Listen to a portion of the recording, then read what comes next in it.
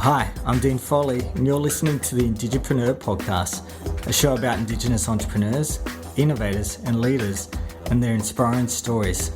I had a few different ideas here and there in my head, but what really got me over the line to take the leap of faith in my own business ideas was probably just more developing confidence in myself. On today's show, we talk with an entrepreneur who comes from humble beginnings in Tweed Heads. Dwayne Good, who now runs the biggest Indigenous travel firm in Australia, In Travel Group, that turns over millions of dollars annually.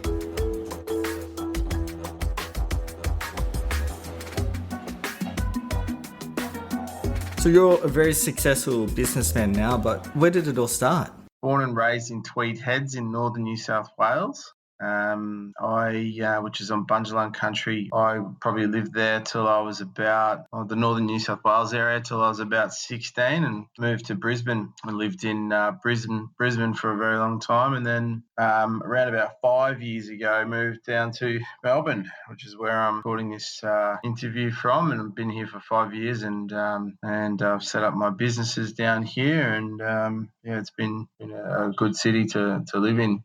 I definitely wouldn't say anyone in my family had much money. My father, I get my Aboriginality from my father's side, and my mother is non-Indigenous. So I grew up in both cultures, if you say, but both sides of the family. We had our challenges from a social point of view. We definitely didn't grow up with much. I don't remember us having much money, and I don't remember my parents really working much at that stage. Definitely probably a low socioeconomic sort of area where I grew up, and it was pretty challenged, and a lot of people in the area were similar to that as well. And beforehand, you told me that you never really excelled at school. Can you tell me a bit more about your school years? I went to school, and school wasn't really something that I understood nor focused on. I went to primary school at Coolangatta Primary and Tweed Primary, in and around there. And I must admit, I didn't really grasp the concept of school, and I didn't concentrate. I wish I did, to be honest. So looking back, I really wish I did. I was just focused on other things, sports, having fun with my mates, socialising, and I ended up leaving high school at an early age, like start of grade 11. I didn't even get it started. So, my school career wasn't very healthy at all. So what did you do when you left school? Did you end up going to university? Well, looking back again, I regret not concentrating. I think that's one of my regrets in life, but you move forward and you learn from your mistakes. So I did consider university, but I also, at the time of leaving high school, I was a good soccer player, and I had some opportunities in the soccer sport, and started to play like a professional sort of league up in Queensland. So that was my new direction, and I pursued that for a number of years. So I kind of had a direction. It wasn't education, but so the university thing got thrown out the door as well, and finishing high school was also thrown out the door, and pursuing my soccer career. But I didn't. I retired in my soccer career, and then I realised, I needed to have a profession behind me, because soccer didn't pay the bills. So I then realised I need a career path.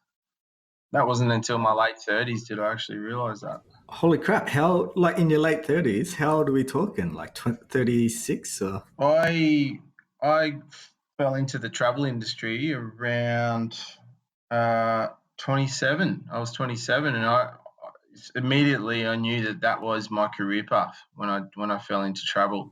So how did you fall into it? I started my profession as a travel consultant, booking holidays for people, flights, accommodation, car hire for holiday goers, etc.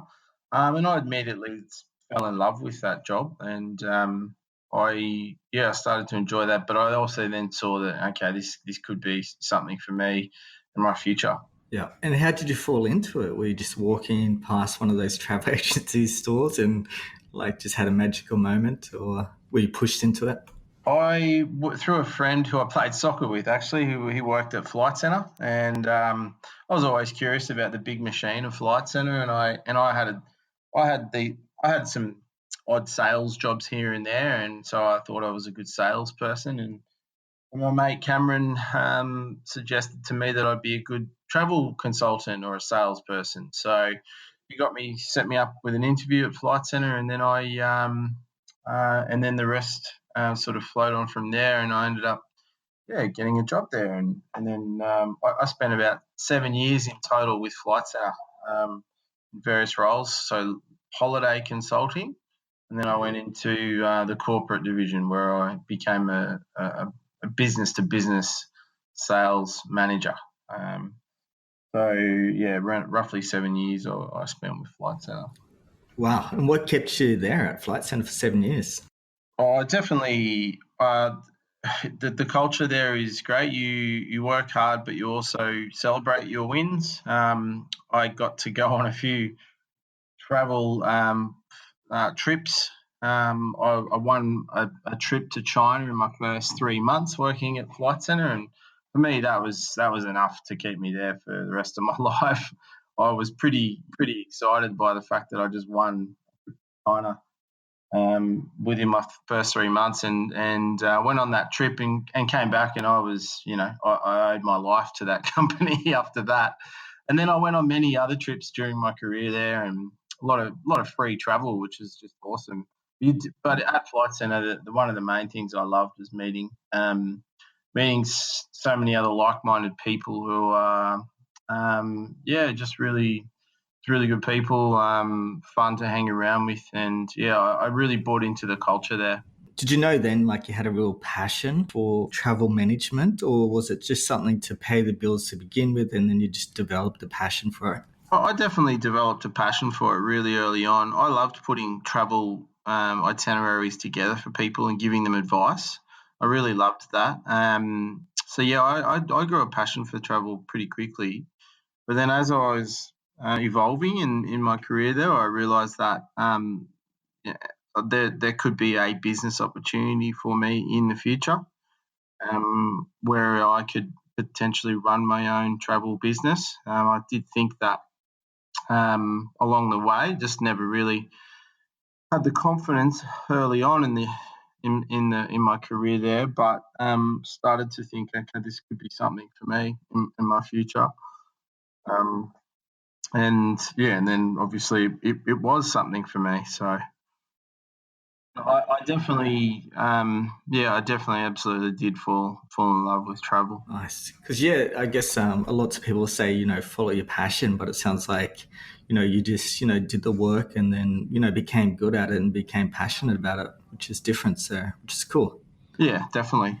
And when was the aha moment, like you realized that, you had to go out there and start your own, like, travel management business? Yeah, so as I was saying, I had a few different ideas here and there in my head, but what really got me over the line to take the leap of faith in my own business ideas was probably just more developing confidence in myself over time, and getting confidence in myself around knowing that I could successfully run a business, knowing that I had what it takes to run a business.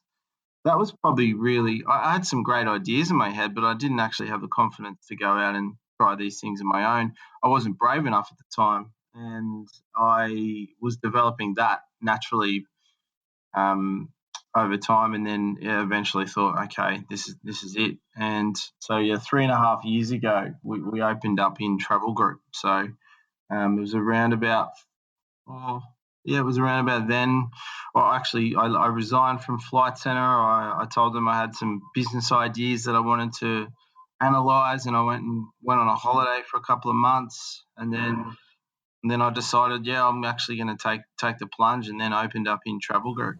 Awesome. Why didn't you have that confidence? What was holding you back? I just really think it was I guess I had I fell into jobs in my past, and I fell into jobs and never had a direction for, there was nothing on purpose happening.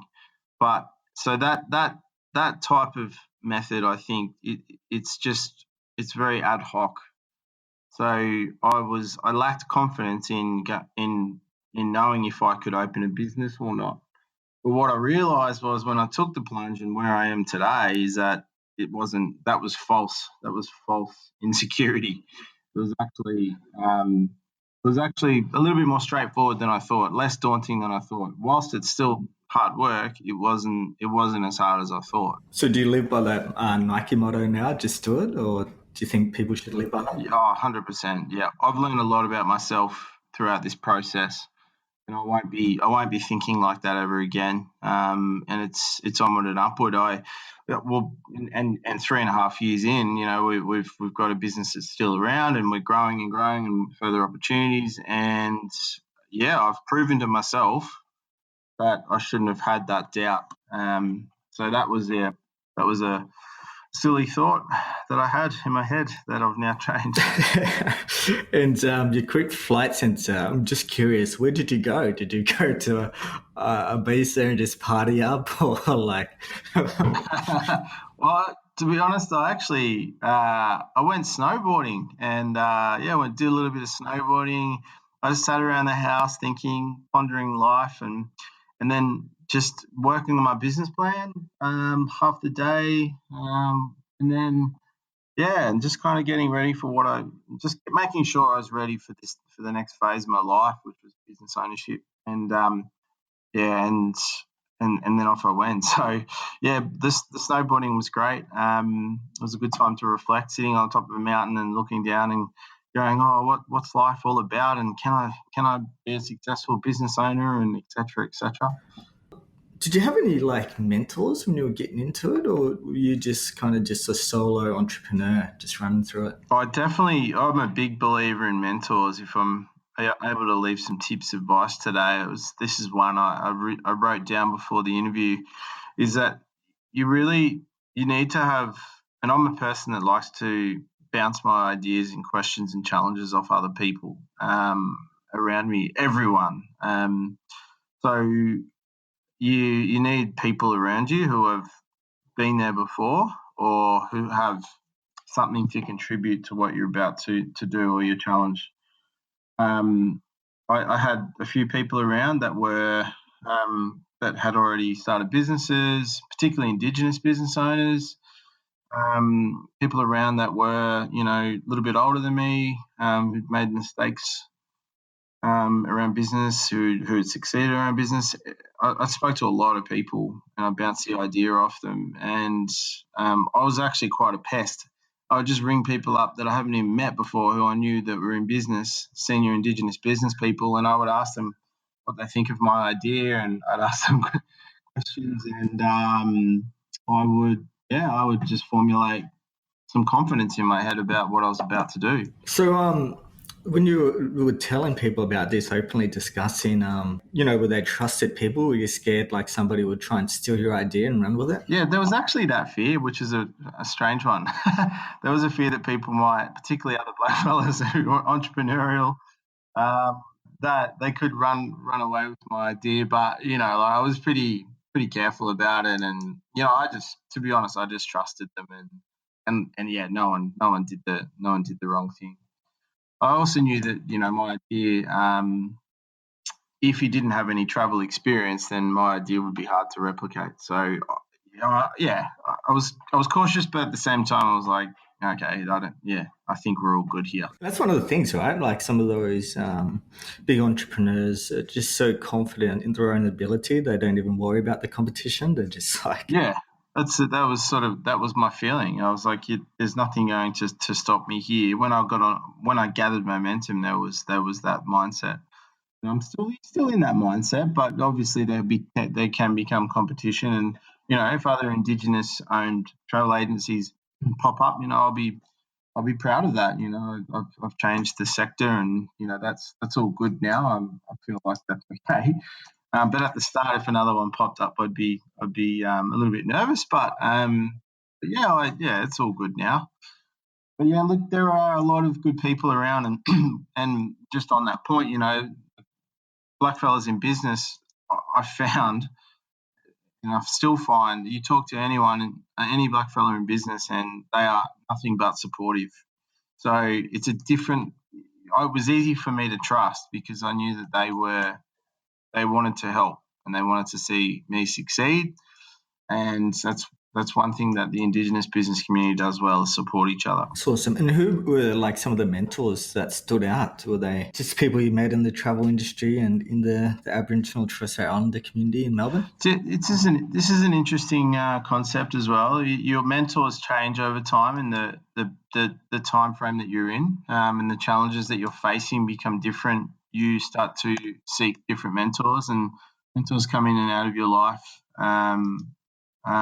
over time, and they come in at the right time, and so on. So in the early days, very early days, there's one guy I'd love to mention who I called. He was one of the guys I called out of the blue, and I said, "Hey, what do you think of my business idea?"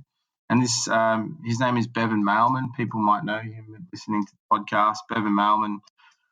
I ran this idea by him, and he said, and I asked him a bunch of questions because I know he's got a legal background, and he said, "Well, why don't you just do it?" And that was one of the actual pieces of advice that stuck with me today, that he just said to me, he just asked me one question that when I hung up the phone, it made me go and do it. He just said, "Why don't you just go and do it?" And that was just an awesome one-liner that just totally got me going. So there's Bevan, there's some other Indigenous business people around, like David Williams from Galimba. I had a mentor, an Indigenous mentor in the when I started my travel traineeship all the way back, around 10 years ago, Jody Sampson, also from northern New South Wales. There's a lot of good people around. There's some really good networks within the Indigenous chambers of commerce. I would go to those events. I would ring those people. They might not know that they were mentoring me, but they were, and I got some great advice from a lot of good people. My current mentors, there's a lot of good people around, like Shane Kennelly from Kennelly Constructions. I do pester a lot of my current clients. The people that founded those organisations have some great advice and tips. I do pester a lot of travel industry professionals, not necessarily Indigenous people, but people who understand the travel market and the challenges. So there's a lot of great people around, and I heavily recommend that you find as many good people as you can if you're opening a business or still in business, because people have some great advice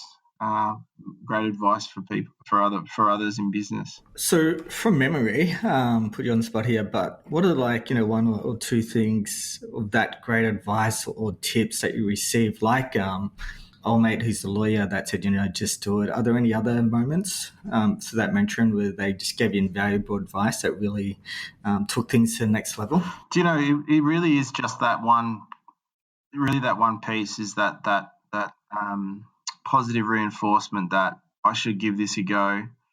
Why not? There was a lot of that. There's a lot of that from a lot of people I spoke to. There's a lot of detailed advice.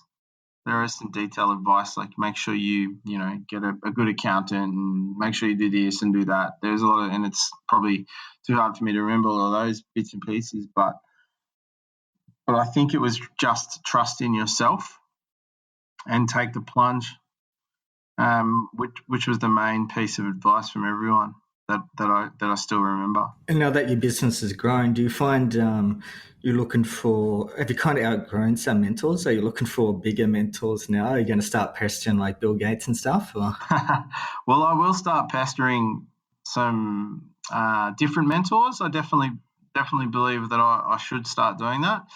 I've probably already started the process, but I guess as we've evolved and we're taking on new challenges, you've got to find those mentors or people that will have an understanding of those challenges. So for all the high-level business people out there, I'm going to start pestering them. They might get calls out of the blue, or bump into me at events and whatnot. But that's the process that I will take. Yeah. Just gotta, a lot of them will probably say no, but there might be one or two that can say yes. So You'll find that a lot of people have something, even if it's one sentence or one line, they'll have something beneficial for you to listen to. And it's nothing personal, right? If they say no, I mean, they're probably just busy. Nothing personal. Yeah. I mean, there'll be times where we all have to say no. So you started in Travel Group. How did it start off? Was it like a massive success to begin with, or what happened? Oh, it was tough. Yeah, it was. It was really tough. And look, it's still. We they say that the first 3 years are the toughest, and I definitely agree with that. There was myself and another person, Danny Kolowski. Me and her ex-flight center people. We were in a little room in a previous house that I lived in, a tiny little room, no windows, and we were just plugging away trying to grow the business. And the main activity for me back then was trying to win clients. So I was constantly on the phone telling people about this new business, telling companies about this new business that you should consider us. We had no reputation in the market. So that was the hardest part, was that people trying to convince people to use us that didn't know who we were, and then explaining to them, oh yeah, it's just myself and another person. Trying to convince them to come across from the security of using a large travel agency to this new little small travel agency was a challenge. It was definitely a challenge. It was a challenge for about a year, and I was just hitting the pavement, just trying to drum up business. Then more challenges come as you start to win business. You then have a challenge of growth. So all of a sudden you need to have a mindset to then fix the growth problems that you have of winning too much business. So it goes in phases, the different challenges in front of you. Like any growing business will see that, it will just, a new challenge will knock on your door as a new phase begins. So you were just working from home. Was it like just a little office, like in your bedroom? It was a bedroom converted into an office. It was like half a bedroom converted into an office. It was pretty lonely in there, I must admit. It was dark. Yeah, I guess that's where you should start. You got to start with a humble background. We had no money. I did get a loan. I actually went through IBA, so we got a business loan for capital startup.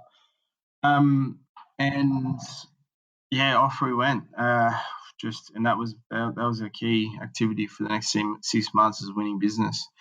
Another challenge that I think we faced is that whilst you're so aggressively chasing your target for winning business to earn cash flow to pay bills, you do take your eye off the other things that are going on in the business, like processes and systems and whatnot. No, that's awesome. If you don't mind me asking, I mean, you don't have to disclose any money amounts, but how much did you get off IBA? Because obviously, some people have challenges with that at the moment. So. Yeah. Look, over the time I have had to seek further investment to grow the business. Another challenge of mine was probably just not understanding the true costs behind this business. I won't disclose the amount, but they gave me enough to get us to where we are today. And we're proud to say that we've been self-sustainable for a very long time, but it was definitely enough to get us going. But in any new business, you do waste money. You do waste money on mistakes. And if I didn't have that insulation, I wouldn't be here today. Have you got any tips for people to try and secure funding from IBA? Yeah, you should really. You need to talk about the market and your potential customers. Like any financial institution, they just need to see that there is the ability for this business to pay back that loan. So cash flow projections are really important, but really understanding your market and understanding of clients and articulating that back to IBA. It doesn't even any financial institution. If you go to a bank, you still need to do the same thing. Banks are probably more. They will scrutinise you a lot more. IBA are a little bit more understanding because that's their responsibility to grow Indigenous business. But like any business case, you really need to prove that you are going to go and win X, Y, Z worth of income, and you know how to go and get it. Definitely. So was it just one massive contract you won after a year of work? Were you just getting heaps of little runs on the board and then just scored a massive contract that really set things off? Like, how did that growth spurt go?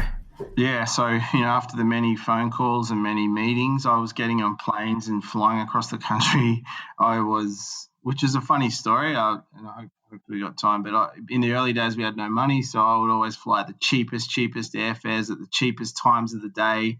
So I was getting up at like 3 a.m. to get on the cheapest airfare, and I was getting in the smallest car hire. I was getting like in tiny little cars, and I was staying in the worst hotels possible. That was in the early days, just to go and cram like 4 or 5 meetings into a day.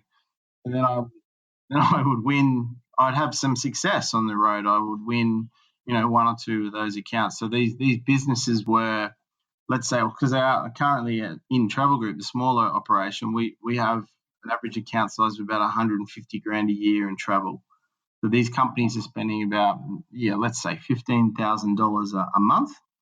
So in the early days, we won, let's say 5 of those in the first, say, I don't know, 3 to 4 to 5 months. 5 of those average-sized accounts. I must say that those accounts, they're still with us today. They were a massive help, and their trust in us and me was why we're here today. And I can't thank them enough. They're Indigenous businesses and Indigenous people too. So that's another really good example of blackfellas helping each other out. But we wouldn't still have retained them unless we gave them great service. So that's the part you owe them is great service. So, they took a leap of faith in me. But there was only a handful of them at the start. Now we have over 60 companies, around about the same average account size. So 60 of those companies using us today.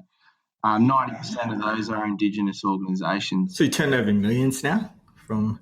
Yeah, that doesn't result to the numbers of what you're thinking with profit though. Low margins in travel. Not millions in profits just yet. No, we're still tough slog. We're still got a lot of work ahead of us. Still got a lot of bills to pay. Yeah, I think that's interesting. I think you mentioned too, the Indigenous businesses helping you out because you're an Indigenous business, but you still had to deliver, great service and be just as competitive to the competition. Like you can't just fly the flag around and then not do the work and expect to be a billionaire. Oh, exactly. You're actually scrutinised more, I think, particularly in our position. We were a small business with a couple of people, that we were being scrutinised heavily and benchmarked heavily. And, we had our work cut out for us, particularly as an Indigenous business. There's also the spotlight is a bit brighter, I think. How so? I just think that, there's some mentalities out there, particularly if you spoke to a non-Indigenous business about, providing services. The spotlight was a bit brighter. They would maybe think that you might fail a little bit quicker or you wouldn't succeed. There was a little bit more, there's a little bit more scrutiny, I think. It's a tough one, but you don't know what's really going on in someone's mind. But I know that questions I was asked were, we're pretty. People were analysing us a lot more carefully than they would other businesses. Can you remember like 1 or 2 of those scrutinising questions? I mean, you don't have to mention the people. Oh, just probably in and around. Typical questions would be just it's like, how are you going to survive the next XYZ period, and like what. Just really questions around sort of trying to find out if you're actually going to make it. Do you have the you have the tenacity to make it through and so on. Yeah, and look, it's probably not just because it's an Indigenous-owned business, but mainly because we're a smaller business as well, and we're a startup or a new business that back in the day. So I don't really know, but I know that there are a lot of Indigenous businesses popping up now, Indigenous-owned businesses. They'll be going through the same questions. Awesome. So you've been growing. You turned over millions and millions of dollars now. What have been some of the challenges of growing a business compared to just trying to get the clients? Yeah, like as I was saying before, phase by phase, you'll be met with different challenges.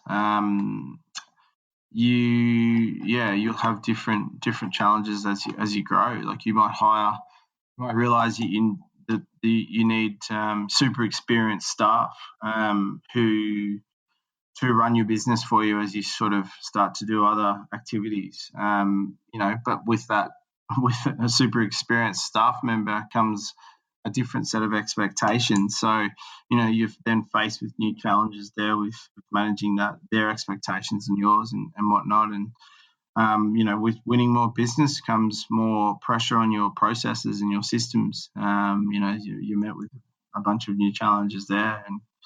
And, winning a larger account, suddenly you've got greater expectations on cash flow management and so on. So, yeah, it's an evolving roller coaster. So personally for you, growing, you bring on staff, highly capable people. Do they have high expectations of you? Have you seen yourself having to, step up and be a better leader? Oh, definitely. Hiring more, and our current team at the moment is a super experienced, great bunch of people. Been in the travel industry for years, my guys, and they're just awesome. I've also realised that they look to me for leadership, and they look to me for the vision and the future. And I sort of only really cottoned onto that over the last kind of maybe year, to be honest, and realised I need to step up and change the way I act and behave, and just be that leader that they're looking for, and that will be the same for any future staff that we have. Particularly Indigenous staff, young trainees that we hire and give opportunities to. I need to be that cultural leader, role model, and I've really started to click in the last year that I just need to be more. That's cool. Are you able to give any tips to people out there who are in the same stage as you? Any books or recommendations, courses? Yeah, definitely. I mean, I think that reading is important. I think reading a lot of different business books is crucial. Look at this. I believe that books will jump off the shelf at you for particular reasons. So if you have a service industry business like mine that's it's customer service orientated, maybe you will benefit from enhancing your customer service skills. So you'd seek those types of books. I in the early days and still today, the success of our business lies in our processes and our systems. So I might find a book that's systems and process orientated. Or I might find a book that is around man management and being a better leader and so on. So I find that I will just find a book that I need at that time. Really, what you're doing, every business should be doing that, right? It's around customer service centric, because at the end of the day, if you're not serving the customer, kind of what's the point? Exactly.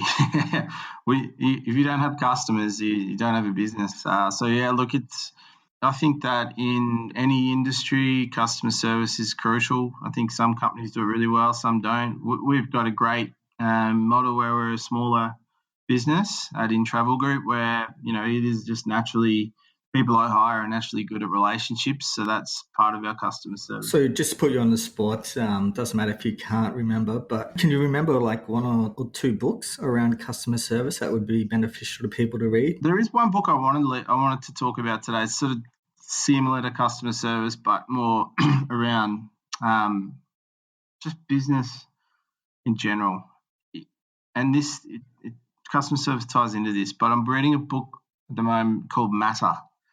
Now, so how can you as a business matter more to your clients? So this book has really tested my my current knowledge of business, and it's helping me get outside the box a little bit, which will enhance our customer service, but it will also make us a company that matters more to our clients.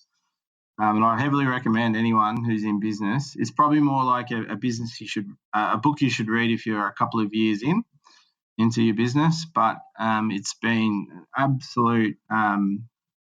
absolute cracker for me, this book. Are you able to give one example from the book where you've taken away and you're trying to implement it now in Travel Group? Yeah. So just doing things differently that the market, that your competitors aren't doing. So doing things that add value to your business. So if you are doing just the standard day-to-day, what everyone else in the industry does, that's great, and you got great relationships. That's great, but that's just playing within the boundaries. If you can find something that makes you different to your competitors, that adds value to your business, and it keeps your clients coming back, then you will have a client for life, and your business will just be so much more valuable and interesting in the market, and it sets you aside from the competitors. You can do that at any size. You could be a small company like ours, and you can be a big company, but if you do something different than your competitors that adds value, then that's a good thing for your company. So that's what this book's doing for me. I can't give you any examples. I've got some awesome ideas which I want to try and launch this year, but I think we sort of do that anyway. With the formation of our new company, Inspire Travel Management, we're adding value by helping our clients contribute to social impact goals around Indigenous. Around contributing to Indigenous Australia through employment initiatives and so on. So we do that anyway, and we do that in Travel Group, but I didn't realise I was doing some of this stuff naturally, but I really want to try and, with the guidance of this book, I want to take things to the next level this year. Yeah, and you touched on that, the new business, Inspired Travel Management. How did it come about? Obviously, this is a massive, growth opportunity for you guys. Yeah, so In Travel Group plays down in the SME space, small to medium-sized enterprises, and we can't really necessarily grow. It'd be too risky for us to try and go up to the top end of the town where the large corporates play. We would need a lot of technology, infrastructure, cash flow, etc. So it's probably not something that In Travel Group wants to do, nor can do. So IBA won't give you a bit of money to do it. Yeah. Well, they probably would, but I just think we would. It's too risky. And then let's say the business didn't succeed, and suddenly I've got a massive bill that I've got to pay off and for the rest of my life and be unhappy. So the smart way to do it is to partner with an already existing travel company playing in that space who have a lot of money, the technology we need, a lot of great brains around, and have a lot of runs on the board already. So we're partnering with Hello World owned business QBT. Inspire is a 60% Indigenous owned travel management company, so they own the other 40%. Essentially, what I've done is gained access to all of the things that we require to go and manage travel for the larger end of town.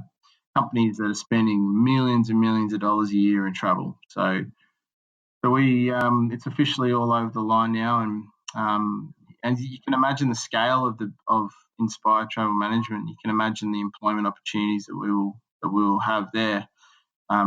Will be not just travel consulting roles, but we can get black fellas into marketing roles, IT, C-suite management. We'll need CEOs, CFOs, finance, accounting, HR. We're gonna need a lot of skill sets in that business, and that's what I'm most excited about. And by creating travel professions, not just jobs, but travel professions this is the first of its kind in the country, and I'm proud to be behind it. Yeah, it's awesome. If again, you don't have to dive into it, but so how does the partnership work? Like, how did it come out to be 60-40? And, what does that mean for both sides and obviously employment and community outcomes? So it's a joint venture. So two companies come together in Travel Group and QBT, and we create a separate entity to our businesses. That entity is 60% owned by myself and in Travel Group, and then 40% them. We come to that number based on what we think is fair and reasonable, and and whatever sort of parameters take part in your negotiations. So 60% Indigenous owned is something we're pushing for. The typical 51-49, that's pretty cute out there in the market. We wanted to have a real majority Indigenous owned. Not saying that a 51-49 isn't real, but we wanted more, to be honest. So I wanted more, and I wanted to get away from the cute number there and go into something a bit more, just a bit more, a bit more meaningful for our side of the fence. And that the last year and a half was just being purely negotiating and getting the best outcomes for our side of the fence, which are outcomes for community as well. So we Inspire Travel Management will have offices around the whole country. So we'll have employment initiatives around the whole country. So this is a great outcome for Indigenous communities around the country. Awesome. So again, you don't have to answer this, but so 60% of profits go to you, because I agree with the 51%. Like, it's cute, but you don't know, where that money's going. Like, Indigenous business might own 51%, but 80% of the profits are going to the non-Indigenous business. Look, and there'll be a lot of people that have done JVs. You do, like, the reality is that in travels, so the things that we don't have, okay, we have to pay for those things, yeah? So we have to pay for capital. We have to pay for the technology. We have to pay for these things, and it's important in the negotiations that the profit outcomes reflect the things that you don't have and the things that you're giving up. So at the end of the day, the wash up, you just need to have a fair and reasonable outcome from profit and your return. So what we're giving to the joint venture that QBT are receiving that they don't have is the cultural aspect, and the vision. I'm giving QBT the vision, and they're giving them the ability to tick some boxes in the Indigenous to contribute to Indigenous Australia where they haven't really been able to do that in the past. So I've solved a problem for them, so that should come at a fee. But they're giving us all of this technology and infrastructure and support, so that should also come at a fee. So whatever your outcome is, you just need to make sure it's fair and reasonable, and you're happy with your return. And I have, over the last year and a half, I've said no a lot, and I've said no to the deals that were put on the table because I'd simply wanted a better outcome for myself and in Travel Group and blackfellas around the country. So it's okay to say no if you feel like there's a shit deal in front of you. Just say no and walk away, because it's not worth getting into unless there are positive outcomes. Yeah, the profit share it can be slightly altered, but that depends on what you're giving up, what they're giving up as well. So it's pretty, fair and split deal at the end of it, which is really cool. And this is obviously a big deal for you guys. Are you able to disclose the market opportunity? Is it obviously you're doing turnover millions of dollars at the moment in revenue. Is this business got the potential to do billions in revenue? So to give you a point of view from the large market travel sector, let's say there's a mining company in the West. So that mining company might spend $50 million a year in travel, right? So that mining company has Indigenous initiatives. Then that's an opportunity for Inspire Travel Management. And the margins are incredibly low at travel, and particularly that size. But imagine if we have a few of those wins around the country. Imagine if we win, a big financial institution over here on the East Coast, let's say that was a $50 million account. So that's a bit of an example of the potential success.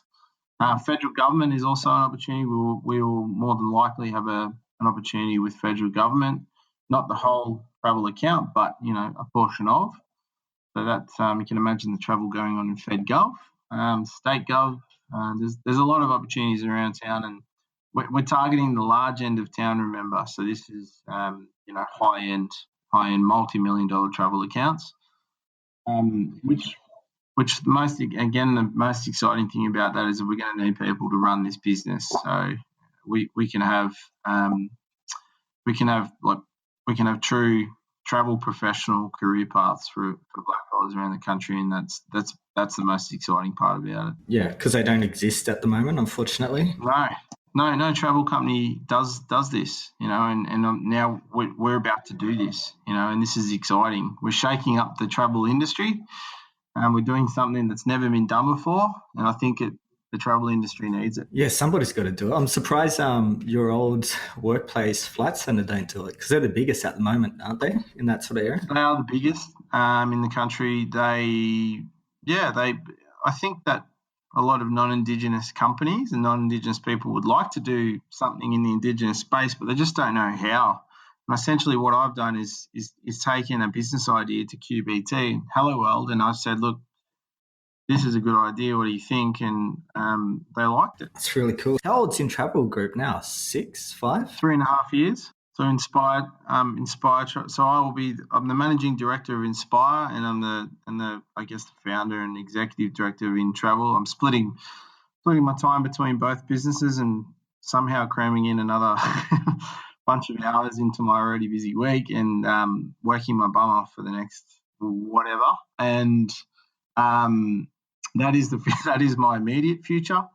It's definitely just working hard to achieve our goals, and potentially as we grow, diversifying into other travel services and products that are relevant to the market and that are interesting to the market as well. So yeah, look, it was sort of casting back to a previous conversation where I did lack the confidence in running a business or taking the plunge, and now that's sort of all behind me. I'm seeing the opportunities a lot clearer, and I'm just a lot more confident in our growth. Awesome. And for you personally, obviously, things taking off, getting multi-million-dollar contracts, being in a position to give back to the community. What are some of the drivers and motivations that keep you going when you're working really hard? I definitely want to give back to Indigenous Australia. I forever have not been able to find the right way to do that. I'm 38 now, and I've grown up,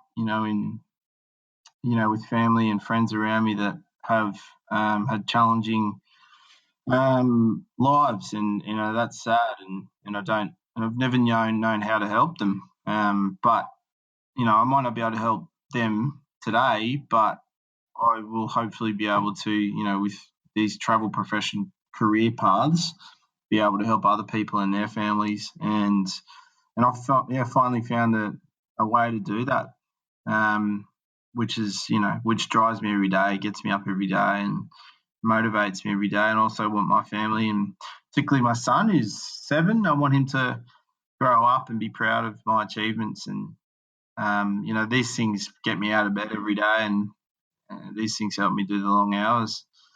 Definitely, and I also don't want to fail. So failure, you don't like failing? I can't imagine what it would be like to actually for all of this to fall over. So I'm motivated by that. Maybe that's fear. How am I going to repay all my loans and everything else? Just the normal emotions that everyone else has. And do you see business as potentially the great equalizer in helping, close the gap through economic development, entrepreneurship? 100%. Yeah, definitely. I'm 100 times more likely to hire blackfellas than a non-Indigenous company is. They're true facts out there, and it's it's very true. Like I do make a conscious effort, and this is in my long-term vision to do that. So, but I made a comment before. These are travel professions. I don't want to give just jobs.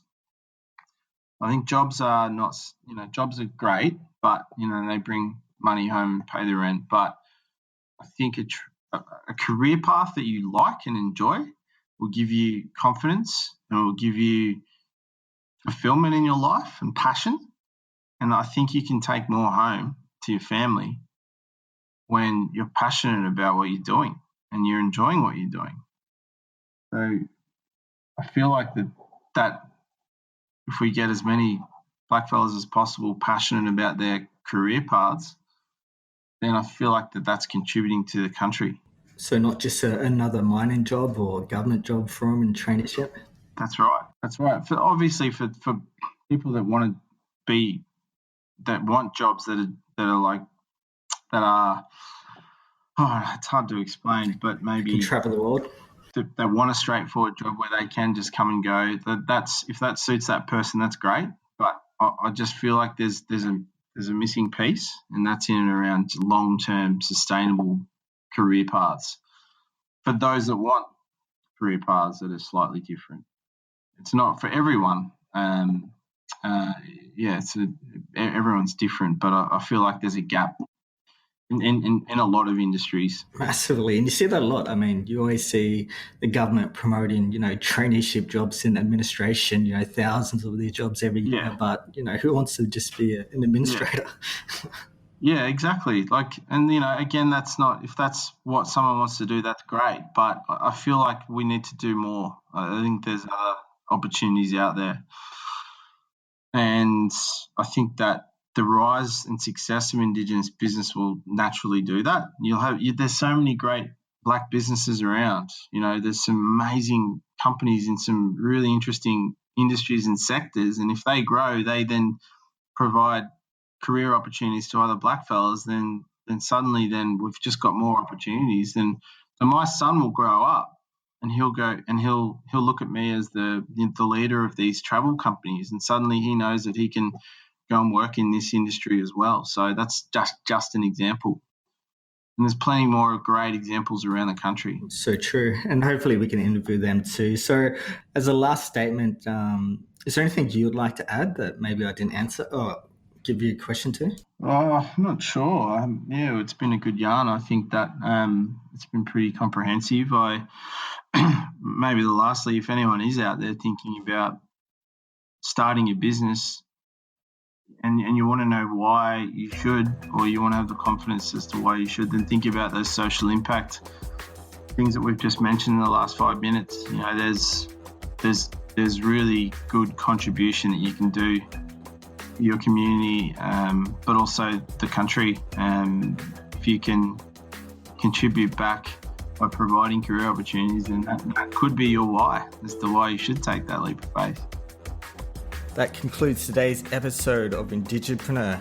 If you'd like to know more about Dwayne's company, you can visit their website at www.intravelgroup.com.au or connect with them on social media. If you like this episode, please share with friends or connect on social media at Indigipreneur, where you can find more episodes like this. Are you a young Indigipreneur? If yes, come along to our First Nations Youth Summit, which will be hosted in Brisbane on the 28th to 29th of June. It's an opportunity to connect with other First Nations youth, create new professional networks, and learn new skills you can take back to your community. For more information, please go to the website at firstnationsyouthsummit.com. This episode was brought to you by Vasudhara Foundation. The Vasudhara Foundation supports social entrepreneurs to build creative and innovative projects that deliver positive social impact. In addition to their philanthropic work, they manage private investment portfolio which generates the resources to fund these social projects they love to work on. Feel free to get in contact with them at contact@vasudhara.org or visit their website www.vasudhara.org. Today's episode has been hosted by myself, Dean Foley, and produced by Damien Rensley.